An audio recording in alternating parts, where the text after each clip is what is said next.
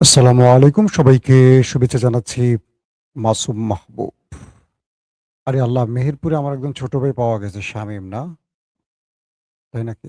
ধন্যবাদ। আমি সবার বড় ভাই, আপনি ছোট ভাই। Very sad news from Muslim উম্মাহ। ইলিয়াস নোয়াখালী। ইলিয়াস আমেরিকা থেকে নোয়াখালী গেল কখন? ফোন দিয়ে দেখতে হবে। ইলিয়াস আমেরিকায় আছেন আবার নোয়াখালী চলে এসছে। দর্শক, সংক্ষিপ্ত সময়ে খবরটি দিব। বিকেলের খবরটা আমি খুব সংক্ষিপ্ত করতে চাই কারণ রাতে আমি আপনাদেরকে একটু বড় করে খবর দেওয়ার চেষ্টা করব। আ গুরুত্বপূর্ণ যে খবরটা আমাদের হাতে আজকে আসছে সেটা হলো আমেরিকা ইরানের উপর একটা বিগ অ্যাটাক করতে যাচ্ছে। আমেরিকা ইরানকে বড় সারপ্রাইজ দিতে চায় একটা বড়সড় হামলার মাধ্যমে। পেন্টাগন আমেরিকাকে কি বলল? হোয়াইট হাউজে আমেরিকা তার যুদ্ধকালীন যে ক্যাবিনেট বা তার জেনারেলদের সাথে, রাষ্ট্রের হাই অফিসিয়ালদের সাথে কি মিটিং করলেন, কি সিদ্ধান্ত নিলেন? এবং ট্রাম্পের সিদ্ধান্তের পর ইরান কি সিদ্ধান্ত নিল? কিছুটা পশ্চিমবঙ্গের খবর আজকে দেওয়ার চেষ্টা করব ভারতের নির্বাচনের ফলাফল বিষয়। ১ম যে খবরটি দিয়ে আমি শুরু করতে চাই, পশ্চিমবঙ্গ দিয়ে শুরু করি, আমি ভারতে তারপর আমেরিকা চলে যাই। আগে মানে বাংলাদেশ থেকে শুরু করে পশ্চিমবঙ্গে যাই, পশ্চিমবঙ্গ থেকে আমেরিকা চলে যাই। আজকে পার্লামেন্টে আমার একটা বক্তব্য অসম্ভব ভালো লেগেছে। সোশ্যাল মিডিয়ার কল্যাণে পেয়েছি, সেটা নাহিদ ইসলামের বক্তব্য। একটা দীর্ঘ বক্তব্য তিনি দিয়েছেন। আ জুলাই অভ্যুত্থান থেকে বা জুলাই বিপ্লব থেকে আজকে পর্যন্ত পুরো প্রেক্ষাপটটা নাহিদ ইসলাম তুলে ধরেছেন। যদি সোশ্যাল মিডিয়ায় কেউ দেখেন, আশা করি উপকৃত হবেন। তথ্যগুলো আমার কাছে ভালো লেগেছে। বিএনপির উদ্দেশ্যে আমার ২ টা ছোট বক্তব্য আছে। ১, জনাব তারেক রহমান তার ২ টো কালকে মনে রাখতে হবে। ১, ১৮ বছরের লন্ডন জীবন, এরপর বাংলাদেশে আসার পর ক্ষমতার জীবন। ২ টো জীবনের মাঝখান থেকে তারেক রহমান কিছু শিক্ষা নিতে পারেন। ছোট মানুষ হিসেবে বলছি। ১, আমি যখন চ্যানেল ওয়ান এ কাজ করি, আমার যাত্রাটা শুরু হয় টেলিভিশনে। এর আগে পত্রিকায় কাজ করেছি। আমি তাকে একাধিকবার দেখার সুযোগ হয়েছে এবং খুব নিকট থেকে বিএনপির ক্ষমতার স্বাদ নেয়ার সুযোগ হয়েছে। অর্থাৎ আ যেকোনোভাবেই হোক সেটা আমি আপনাদের ডিটেইল না বলি। আমি তারেক রহমানকে দেখেছি এবং লন্ডন জীবনে তারেক রহমানকে দেখেছি, খুব কাছ থেকে দেখেছি। খুব কাছ থেকে মানে খুব কাছ থেকে একদম নিবিড়ভাবে তার কাছ থেকে দেখার সুযোগ পেয়েছি। আমি একবার প্রশ্ন করেছিলাম তারেক রহমানকে যে, "আপনার বিরুদ্ধে 'প্রথম আলো', 'ডেইলি স্টার', 'যুগান্তরের' মতো পত্রিকা আপনাকে যে এত বড় চাঁদাবাজ, সন্ত্রাসী, জঙ্গি, দুর্নীতিবাজ বানালো, এর ব্যাপারে আপনার কোনো বক্তব্য নাই কেন?" তিনি বললেন, "দেশের জনগণ এর উত্তর জানে।" আমার মনে হয় দেশের জনগণ এর উত্তর জানে না। উত্তর দিতে হয় বাংলাদেশে। দ্বিতীয়ত, তার বক্তব্যে বা তার জীবনের অনেক কিছু দেখে আমি বুঝতে পেরেছি তিনি খুব অনেস্ট জীবনযাপন করেন। ব্যক্তিগতভাবে তারেক রহমানের মধ্যে তার বাবার অনেক ছায়া আছে সততার দিক থেকে। এটা কেউ মানেন আর না মানেন। বিরোধিতার স্বার্থে যারাই বলবেন, এত পার্সেন্ট ওটা খাম্বা, হাম্বা, হাবিজাবি বলেন, বিদ্যুৎ নাই। এগুলো অনেকটাই রাজনৈতিক ভাষা। তবে তিনি নিজেও স্বীকার করেছেন যে তার সঙ্গে যারা ছিলেন, এদের মধ্যে কেউ দুর্নীতি করতে পারে। তবে তিনি করেছেন এমন কোনো প্রমাণ বাংলাদেশে নেই। কিন্তু বাংলাদেশ বা বিরোধী শিবির, আওয়ামী লীগ বা বাম ঘরনা, রাম ঘরনার গণমাধ্যম তারেক রহমানকে বাংলাদেশের সবচেয়ে বড় দুর্নীতিবাজ বানিয়েছিল। কিন্তু দেখেন সবচেয়ে বড় দুর্নীতিবাজ ছিল শেখ হাসিনার পরিবার, তার সন্তানরা। একটা গণমাধ্যম কখনো সজীব ওয়াজেদ জয়কে নিয়ে একটা প্রশ্ন তুলেছে? তোলে নাই। কিন্তু তারেক রহমানকে নিয়ে হিউজ কথা হয়েছে। তার মানে কি গণমাধ্যম তোলেনি বলে সজীব ওয়াজেদ জয় ছিল ফেরেশতা? বিষয়টা এরকম না। তারেক রহমানকে সেই কালটা মনে করতে হবে। তারেক রহমান যখন লন্ডনে বিভিন্ন ইস্যুতে বক্তব্য রাখছিলেন, বাংলাদেশের স্বাধীনতার ইতিহাস, ১ম প্রেসিডেন্টকে, বৈধ প্রেসিডেন্টকে, এটার পুরো কাজগুলো তখন আমরা করতাম। পুরো ডকুমেন্টেশন এর কাজগুলো, স্টাডির কাজগুলো আমাদের টিমটা করত। ওটার ধরেন প্রধান দায়িত্বে ছিলাম আমি। সেই সময় তারেক রহমানের বক্তব্য আইন করে বন্ধ করে দেয়া হয়। ১ম এ মানে শেখ হাসিনাই বন্ধ করে দেয় তার ক্যাঙ্গারু কোর্ট বা আদালতের মাধ্যমে। কোন টেলিভিশন তারেক রহমানের বক্তব্য প্রচার করত না। একটা টেলিভিশন বক্তব্য প্রচার করত, সেটা হলো একুশে টেলিভিশন। সেই প্রচারটাও আবার আমরাই করতাম। কারণ আমি একুশে টেলিভিশনের নিউজ এডিটর ছিলাম। আমার স্পেশাল করেসপন্ডেন্ট ছিলেন কনক সারওয়ার।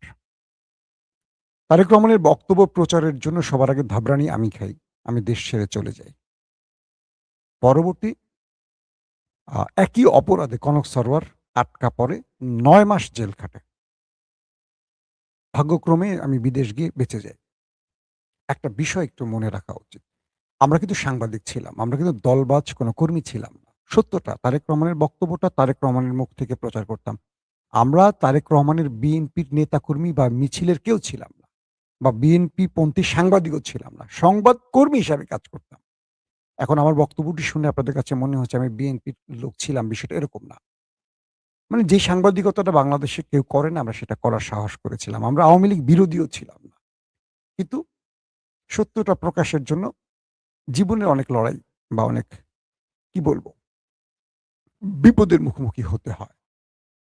তো গত ১৮ মাস যারা ১৮ বছর যারা তারেক রহমানকে দুর্নীতিবাজ বলেছেন, তাকে লুটপাটকারী বলেছেন, অনেক কিছু বলেছেন, জঙ্গির মদদদাতা বলেছেন। সেই গণমাধ্যম, সেই লোকগুলো কিন্তু এখন তারেক রহমানের পাশে এসে দাঁড়িয়েছে। সেটা 'প্রথম আলো', ডেইলি স্টার সহ আরো অনেকে। যারা তারেক রহমানকে নিয়ে তুচ্ছ-তাচ্ছিল্য করতেন, প্রধানমন্ত্রী তারেক রহমানের পাশে এসে তারা ভিড়ে গেছেন বড়, বড় প্যাকেট বা খামের জন্য। বিএনপিও সবকিছু ভুলে যায়। বিএনপি তার বন্ধু ভুলে যায়, শত্রুকেও ভুলে যায়। শত্রুকে বন্ধু বানিয়েছে, বন্ধুকে শত্রু বানিয়েছে। তো এই সংক্ষেপ কথাটুকু এটুকু বললাম বিএনপির উদ্দেশ্যে যে, আজকে যারা বিএনপির পক্ষে কথা বলছেন, তারেক রহমান প্রধানমন্ত্রী হওয়ার আগে তারা পক্ষে কথা বলেন নাই, বিরোধিতাই করেছেন। আওয়ামী লীগের পক্ষে কথা বলে পকেট ভারী করেছেন, এখন বিএনপির পক্ষে কথা বলে পকেট ভারী করছেন। এদের থেকে সাবধান থাকবেন। কারণ কালকে যখন তারেক রহমান হাসিনার মতো বলব না, এটা ভুল হবে। তিনিও একটা গণতান্ত্রিক প্রক্রিয়া ক্ষমতা শেষ হবে, বিদায় নেবেন, আবার নির্বাচন হবে। মনে রাখবেন সেই সময়টা আজকে এই লোকগুলো তারেক রহমানকে বৃদ্ধাঙ্গুলি দেখাবে। যেমন গত ১৫ বছর বাংলাদেশে বিএনপিপন্থী সাংবাদিক খুঁজেই পাওয়া যায়নি। যারা ছিল সব জেল-টেল মোটামুটি খেটেছে, দৌড়ের মধ্যে ছিল। কিন্তু বাংলাদেশে এখন সবাইকে বিএনপিপন্থী সাংবাদিক মনে হয়। মনে হয় না? সবাইকে বিএনপিপন্থী মনে হয়। কেউ আর আওয়ামী লীগ নাই। তাহলে ১৫-১৬ বছর আওয়ামী লীগের সাংবাদিকগুলি কোথায় গেল? আমাদের রুহুল কুদ্দুস দুলু ভাই পার্লামেন্টে খুব দুর্দান্ত একটি কথা বলেছিলেন। সেটা হয়তো আপনারা শুনেছেন। তো তারেক রহমানের কাছে অনুরোধ থাকবে, আপনার দুর্দিনের মানুষগুলোকে আর সুদিনের মানুষগুলোকে একটু মেলাবেন। যাতে কালকে আপনি ক্ষমতা হারালে ঠিক হাসিনার পরিণতি ভোগ করতে না হয়। কারণ হাসিনার পাশে আর কেউ নাই। কিন্তু সবাই হাসিনার পাশেই ছিল। এই বার্তাটা আমার প্রিয় বড় ভাই, আমি যেহেতু রাজনৈতিক কর্মী নই, তাকে বস বা তাকে নেতা কি বলবো? বড় ভাই বলি, তাকে ভাইয়েই বলে আমি ডাকতাম। সেই হিসাবে বললাম। কারণ অনেক খবর আসতেছে। চারদিক থেকে যা দেখতেছি পরিস্থিতি, দিনকে দিন জামাতের বিক্ষোভ মিছিলের লোক বাড়ছে। ঠিক আওয়ামী লীগের সেশনটা এরকমই হতো। বিএনপি বা ৪ দলীয় জোটের মিছিল বড় হতো, ২০ দলীয় জোটের মিছিল বড় হতো। হাসিনা দেখতো কিন্তু কর্ণপাত করেনি। কিরে ওদের মিছিল বড় হয় কেন ভাবতো না। মানুষের পালস বা সাধারণ মানুষ যেদিকে চলে যাবে, তারা একদিন কিছু করে ফেলবে। এটা আওয়ামী লীগ ভাবেনি। অতএব বিএনপিকে বুঝতে হবে, মানুষ জামাতের মিছিলে যায় কেন? জামাত কি পাবলিক পালস বা পাবলিকের ভেতরটা বুঝে রাজনীতি করছে, না বিএনপি পাবলিকের হাত ছেড়ে দিয়ে নিজেরা নিজেদের মতো রাজনীতি করছে? যে দফাগুলো দিয়েছে ৩১-৩২ দফা বা যে কথাগুলো আগে বলেছে, বিএনপি কি সেই পথে আছে? দেশের মানুষ কিন্তু এখন বিরোধী দল বিএনপিকে না, সরকারের বিএনপিকে দেখছে। তারা যেন বিএনপিকে আওয়ামী লীগ না ভাবে, এটা মনে রাখতে হবে অবশ্যই বিএনপিকে। দর্শক, আসেন মূল খবরটায় আসি। মার্কিন প্রেসিডেন্ট ডোনাল্ড ট্রাম্প তিনি বসেছিলেন হোয়াইট হাউসে তার গুরুত্বপূর্ণ ব্যক্তিদের নিয়ে। মার্কিন জেনারেলরা উপস্থিত ছিলেন, উপস্থিত ছিল তার প্রতিরক্ষা মন্ত্রী, আরো গুরুত্বপূর্ণ ব্যক্তিরা। তারা সিদ্ধান্ত নিয়েছেন ইরানে একটি অ্যাটাক দরকার। কারণ বিগত ৪০ দিনের যুদ্ধে ইরানের কাছে আমেরিকার পরাজয়টা হয়ে গেছে। বিশ্ব গণমাধ্যম এটা মোটামুটি বারবারই বলার চেষ্টা করেছে। এখন যদি ট্রাম্প এই যুদ্ধবিরতিটাকে স্থায়ী করে বিদায় নিয়ে যায়, তাহলে আগামী মধ্যবর্তী নির্বাচনে ট্রাম্প জিতবে না। এবং ট্রাম্পের পরাজয় মার্কিন প্রেসিডেন্টের কয়েক যুগ পর একটা পরাজয় স্বর্ণাক্ষরে লেখা থাকবে। কারণ এই যুদ্ধে ট্রাম্প ইতিমধ্যে হেরে গেছে। তাহলে ট্রাম্পকে একটা ফেস সেভিং এর জন্য বা একটা জয়ের দরকার। ট্রাম্প ইরানকে বলছে যে আমাকে কোনো রকম একটা অ্যাটাক করতে দাও। হুমায়ূন আহমেদের একটা নাটক আছে। সেই নাটকে একটা দৃশ্যে দেখা যায় যে ডক্টর এজাজ ভাই একটু মানে মাথা খারাপ লোক থাকে। তো কিসিঞ্জার মারা গেছেন তিনি। আমার খুব প্রিয় মানুষ। তো তিনি হিন্দু নাপিত থাকেন। তার বাবা বলতেছে যে তার একটা হিন্দু নাম থাকে অমুক, "আমার ছেলে তোমার মাথায় একটা বাড়ি দিবে। দিলে আমার ছেলের মাথা ঠান্ডা হয়ে যাবে।" তো উনি বলতেছে, "স্যার আপনি এটা কি বলেন?" কয়, "ঠিক আছে তোমাকে আমি ৳১০০ দেব।" কয়, "স্যার আপনি এটা কি বলেন?" "ওকে তোমাকে এক বাড়ির জন্য ৳২০০ দেব। শুধু ২ টা বাড়ি দিলে আমার ছেলের মাথা ঠান্ডা হবে। আমার ছেলে এখন বিয়ে করতে যাবে। তার মাথা ঠান্ডা খুব জরুরি।" তো ট্রাম্প ঠিক এই কাজটা করতেছে। আর ইরানকে বলছে যে, "আমার মাথাটা একটু গরম হয়ে গেছে। আমাকে একটা অ্যাটাক করতে দাও। একটা স্ট্রাইক চালাতে দাও। একটা স্ট্রাইক চালিয়ে আমি এই যুদ্ধ বন্ধ করে দেব। আমি আমার দেশের একটা বড় বক্তব্য দিব। আমি বিজয় হয়ে গেছি। আমেরিকার জয় হয়ে গেছে একটা অ্যাটাকের মাধ্যমে।" এই সুযোগটা ইরানের কাছ থেকে আমেরিকা চাইছে। ট্রাম্প ৩ টা ধাপে ইরানে আক্রমণের পরিকল্পনা করছে। ১, তিনি কমান্ডো নামাবে ইরানের ভেতরে, নামিয়ে ইরানের নিউক্লিয়ার এখান থেকে নিয়ে চলে যাবে। নিতে পারুক আর না পারুক বলবে নিয়ে গেছি। কমান্ডো নামিয়ে একটা অপারেশন চালাতে চায়। ইরান যেন অনুমতি দেয়। ২ নম্বর, ট্রাম্প চাচ্ছে ইরানের ভেতরে বড় কোনো বিদ্যুৎ প্ল্যান্ট বা কোনো একটা বড় ইরানের মিসাইল স্টোরেজ বা পারমাণবিক মানে কি বলবো কেন্দ্র ধ্বংস করবে। একটা বড় স্ট্রাইক চালিয়ে। তারপর ট্রাম্প বিজয় ঘোষণা করবে আর ইরান চুপ করে থাকবে। ইরান কোনো প্রত্যুত্তর আর দেবে না। ফাইন। অথবা সমুদ্রে বড় একটা অ্যাটাক চালাবে ইরানের উপর। তো ট্রাম্প মূলত এই ৩ টি জিনিস ইরানের কাছ থেকে চেয়েছে যে, "আমি তোমার মাথায় একটা বাড়ি দিব, ৳১০০ নিবা।" ওই হুমায়ূন আহমেদের নাটকের মতো। ইরান বলছে, "ওকে ফাইন, আসো, একটা বাড়ি দাও, মাথা পেতে দিচ্ছি। তবে আমাকে একটা সুযোগ দিতে হবে।" ট্রাম্প, "কি?" "আমি তোমাকে ৫ টা বাড়ি দিব। তুমি একটা দাও, দিয়ে মাথা ঠান্ডা করো। মাথা ঠান্ডা থাকবে, তখন আমি তোমাকে ৫ টা বাড়ি দিব।" ট্রাম্প কয়, "এইটা আমি খেলব না, আমি এভাবে খেলব না। আমি একটা দিব, তুমি ৫ টা দিবা, এভাবে তো খেলা হয় না।" কয়, "তুমি কি পাগল পাইছো?" ইরান বলছে, "তুমি যদি ইরানে কোনো স্ট্রাইক করো, তোমার ফেস সেভিং এর জন্য বা তোমাকে বিজয় ঘোষণা করার জন্য, তুমি লিখে রাখো। ইরান এমন যুদ্ধ শুরু করবে যেটা তুমি আর শেষ করতে পারবে না। শুরু তুমি করবা, আবারও বলছি, শেষটা আমরা করব। বিগত ৪০ দিনের যুদ্ধ তুমি শুরু করছো। শেষটা কিন্তু তুমি হাতে পায়ে ধরছো, আমি করছি। বাট তুমি হাতে পায়ে ধরছো। আমেরিকারে ধরছো, কি পাকিস্তানরে ধরছো, তুরস্করে ধরছো, মিশরে ধরছো। তুমি ইরানরে কি বলে চীনরে ধরছো, রাশিয়ারে ধরছো। কারে ধরো নাই? আবারও বলছি, তুমি স্ট্রাইক চালাতে চাও, চালাও। কিন্তু এটা শেষ হবে না। এটা চলবে লম্বা সময় ধরে। তুমি প্রস্তুতি নিয়ে আসো।" মার্কিন প্রেসিডেন্ট পেন্টাগনের chief of staff chairman Dan কেনকে বললেন, "ডেন কেন, কি পরিমাণ মিসাইল আছে? কি পরিমাণ বাংকার ব্লাস্টার আছে? বলো একটু শুনি।" বলল, "স্যার আমাদের অর্ধেকের বেশি মিসাইল ফুরিয়ে গেছে। আমাদের আকাশ প্রতিরক্ষায় যে মিসাইলগুলো ব্যবহার করি সেখানেও মিসাইল কমে আসছে। আমরা কয়দিন টিকে থাকবো জানি না। তবে এটা মাস ছাড়িয়ে গেলে আমাদের সংকট তৈরি হয়ে যাবে।" বাকি ক্যাবিনেটের লোকেরা ট্রাম্পকে একই কথাই বললেন যে, ইরানের সাথে একটা বিজয় দিয়ে যদি যুদ্ধ শেষ করতে হয়, একটা স্ট্রাইকে ইরান থেমে যাবে না। কারণ এর আগে আমরা ইরানের কাছ থেকে যে শিক্ষাটা পেয়েছি সেটা হলো ইরান আঘাতপ্রাপ্ত হলে ইরান আর ছাড়ে না। ইরান মরলে মরবে কিন্তু তারা শত্রুকে শেষ করে মরবে। কিন্তু ট্রাম্প কোনোভাবেই যুদ্ধটা এভাবে শেষ করতে চায় না। তিনি একটা স্ট্রাইক করে শেষ করতে চায়। শুধু একটা স্ট্রাইক, লম্বা যুদ্ধ না, আরেকটা করবে। একটা বাড়ি দিয়ে তিনি খেলা শেষ করতে চান। কারণ বিজয়টা তার দরকার। মিডিয়াতে একটা বক্তব্য দেওয়ার জন্য একটা এজেন্ডা তো তার লাগবে। কাল রাতে ভ্লাদিমির পুতিনের সাথে ডোনাল্ড ট্রাম্পের ৯০ মিনিট কথা হয়েছে। যারা আজকে সকালের লাইভটা দেখেছেন তারা ইতিমধ্যে সেই খবর পেয়ে গেছেন। ভ্লাদিমির পুতিন স্পষ্ট করে ডোনাল্ড ট্রাম্পকে বুঝিয়েছে যে, "তুমি ইরানে আক্রমণ করে সবচেয়ে বড় ভুল করতে যাচ্ছ আবারও। Be careful. ইরান এবার যে যুদ্ধটা ছড়াবে এটা লম্বা সময় না, দীর্ঘ সময়ের যুদ্ধ হবে। যেটা তোমাকে আর কোনো পেছনে ফেরার সুযোগ দেবে না। তুমি বুঝে শুনে মাঠে নামো।" এবং ইরান বৃহৎ পরিকল্পনায় নেমেছে। তার ৩ কোটি মানুষ এই যুদ্ধে শামিল হবে।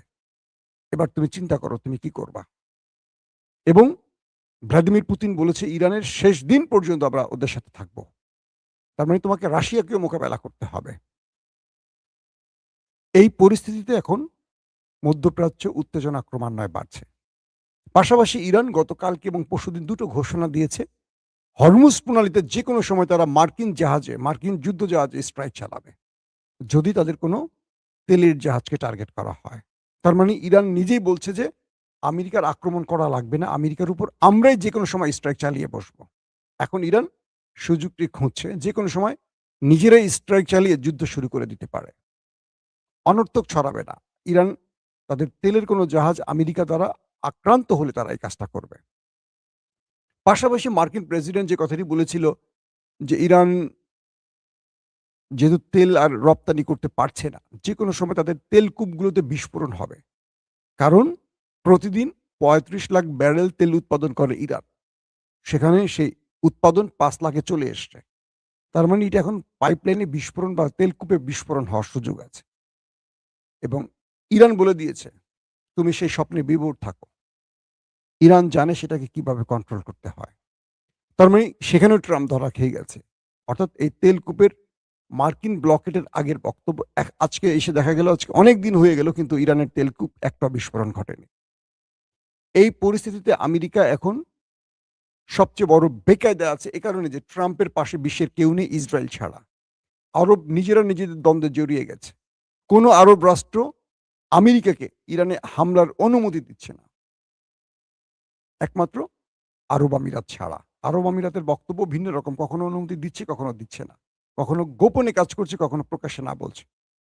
তো এই পরিস্থিতিতে আমেরিকা যদি ইরানে আক্রমণ করে বসে, আর ইরান যে ঘোষণাটি দিয়েছে আমেরিকাকে যে, "তুমি একটা স্ট্রাইক চালাবে আর এটা আমরা অনন্তকালের জন্য শুরু করব এই লড়াইটা। এবার তুমি বিবেচনা করো।" তার মানে আমরা বুঝতে পারছি যেকোনো সময় আরেকটা বড় যুদ্ধের দিকে যাচ্ছে মধ্যপ্রাচ্য। দর্শক, যে খবরটি দিয়ে শেষ করতে চাই, পশ্চিমবঙ্গের নির্বাচন মোটামুটি শেষ হয়ে গেছে বা তাদের যে বুথ ফেরত আ ফলাফল যেগুলো বিভিন্ন জরিপে আসছে, সেই জরিপের কয়েকটা তথ্য পাওয়া গেছে এরকম আমি কয়েকজন সাংবাদিকের সাথে কথা বলেছিলাম পশ্চিমবঙ্গের। তারা বলছে ১৯০ থেকে ২০০ র অধিক আসন পেতে পারে তৃণমূল কংগ্রেস। আর ৭০ থেকে ৮০ বা ৯০ এর মধ্যে থাকবে বিজেপি, তাদের আসন। কংগ্রেস, সোনিয়া গান্ধীর দল কংগ্রেস, তারা ১ থেকে ৫ এর মধ্যে থাকতে পারে। বামপন্থীদের আসন এরকম কমে যাবে। আগামী ৪ মে, মে তো মের ৪ তারিখে এখানকার রেজাল্ট হবে। আপনারা হয়তো জানবেন। আবার ভারতীয় গণমাধ্যমগুলো বলছে যে এটা হলো অল্প কিছু লোকের উপর জরিপ, যেটা বুথ ফেরত জরিপ বলা হয়। এর আগেও আমরা দেখেছি যে এরকম করে